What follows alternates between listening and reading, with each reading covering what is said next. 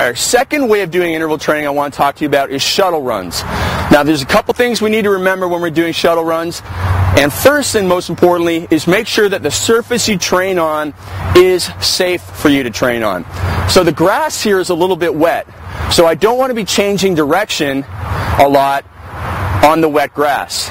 Unless I'm wearing some type of, maybe soccer shoe or football stud, whatever. But even then, you can slide and slip around. So consider that no matter what surface you're training on. And it shouldn't be concrete or pavement because that's just too hard to sprint and run on. You'll end up with problems from that. So I'm going to use the baseball diamond, but again, even with the baseball diamond, you can slide a bit.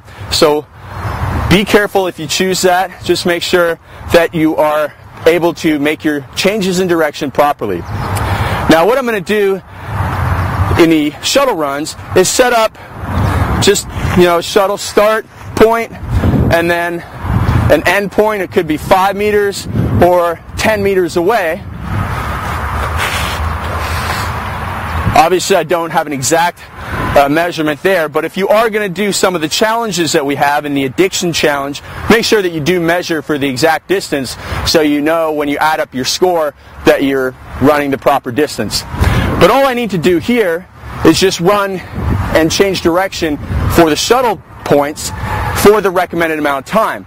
And now another reason that this is a little bit better, two reasons actually that I prefer this over just running 400 yards straight, is one, that one research study showed that doing this shuttle type running resulted in a greater physiological response in members of the Ivory Coast World Cup team. So this was actually a study done on world-class athletes, and it found a greater response physiologically, which probably means more fat loss for us everyday folk.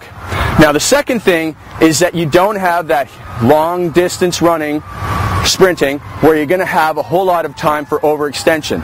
Now the only thing another thing that you have to consider with this is that with the changes in direction, you do have to make sure that you're warmed up properly with your groin, doing that warm-up circuit so you don't injure yourself when you change directions.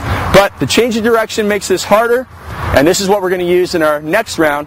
And you can do this for 30 seconds, you can do this on the 8-12 system, you can use any type of system with this training, whatever works best for you, just in the shuttle run method.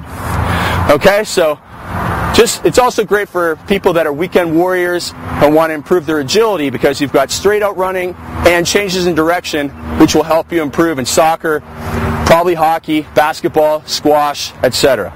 So when I'm ready, I'm just going to sprint out, down, get low, push off, and continue on again for my entire interval training period. Then drop it all the way down to that 3 out of 10 level of intensity. Keep moving, keep walking around. You want to make sure you're moving around during your recovery because research shows that active recovery helps you get ready for the next interval faster. Alright, so that's our second way of doing interval training.